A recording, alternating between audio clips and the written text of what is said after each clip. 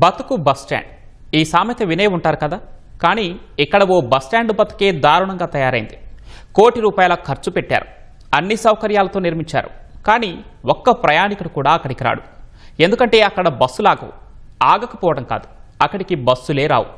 మరెందుకు ఆ బస్టాండ్ కట్టారు? అసలు అక్కడికి బస్సులు ఎందుకు రావట్లేదు? ఇవన్నీ తెలుసుకోవాలంటే జగ్గయ్యపేట వెళ్లాల్సిందే.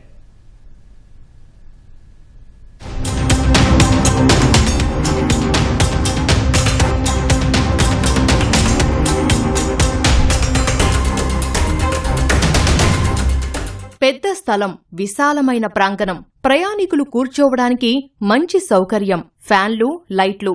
చూడటానికి బస్టాండ్ అదిరిపోయింది కదా. కానీ ఇక్కడ బస్సులాగవు, జనం రారు. వినడానికి విడ్డూరంగా ఉంది కదా. ఇది వైసీపీ హయాంలో నాటి పాలకుల నిర్వాకం. తెలుగు రాష్ట్రాల ప్రయాణికుల కోసమంటూ విజయవాడ హైదరాబాద్ జాతీయ రహదారి పక్కన జగ్గయ్యపేట ఆటోనగర్ సమీపంలో కోటి రూపాయలు వెచ్చించి ఆర్భాటంగా దీన్ని నిర్మించారు. రహదారికి ఎడమవైపు నిర్మించాల్సిన బస్ స్టేషన్ను కుడివైపు ఉన్న ప్రభుత్వ స్థలంలో ఏర్పాటు చేశారు. దీంతో విజయవాడ నుంచి హైదరాబాద్ వెళ్లే బస్సులు అండర్ పాస్ గుండా బస్ స్టేషన్ కు వెళ్లేందుకు అసౌకర్యంగా ఉండటంతో అటువైపు వెళ్లడం లేదు. దీంతో బస్టాండ్ అంతా చెత్తా చెదారంతో నిండిపోయింది.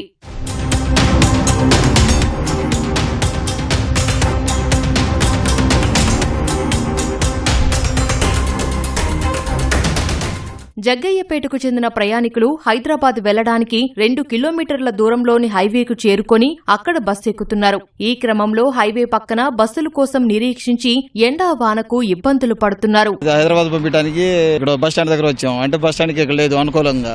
హైదరాబాద్ నుంచి వచ్చే బస్సు అయితే అటు నుంచి అక్కడ బస్ స్టాండ్ బాగుంటది. విజయవాడ నుంచి వచ్చే రూట్ అయితే ఇక్కడ బాగుంటది. ఇక్కడ కడితే బాగుంటదని అనుకుంటున్నాం. మాకు కూడా ఫెసిలిటీ ఉంటది. వానాకాలం అయినా ఎండాకాలం వచ్చినా కూడా బస్ స్టాండ్ దగ్గర కూర్చోవచ్చు, వెళ్ళిపోవడానికి బాగుంటదని అనుకుంటున్నాం. అదే లోపలికి ఉంది. ఆ టైం వెళ్ళట్లేదు.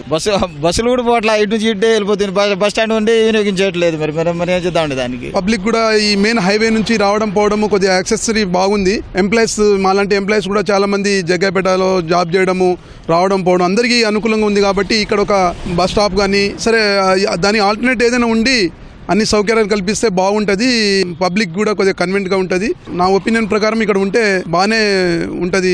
అసలు ఇక్కడ బస్ స్టాప్ కాదు కదా, ఏమీ లేదు. ఇక్కడ ఓన్లీ ఇక్కడ ఎండలోనే నించోవాలి, అంతే, తడవాల్సిందే. ఎప్పుడైనా ఇబ్బందే కదా సార్. ఇక్కడ ఏమీ లేవు, ఓన్లీ రోడ్డు పైన హైవే. ఇది ఒక బస్ స్టాప్ ఉంటే బాగుంటదని. అంటే బస్ ఆగడానికి సైడ్ ఉంటుంది.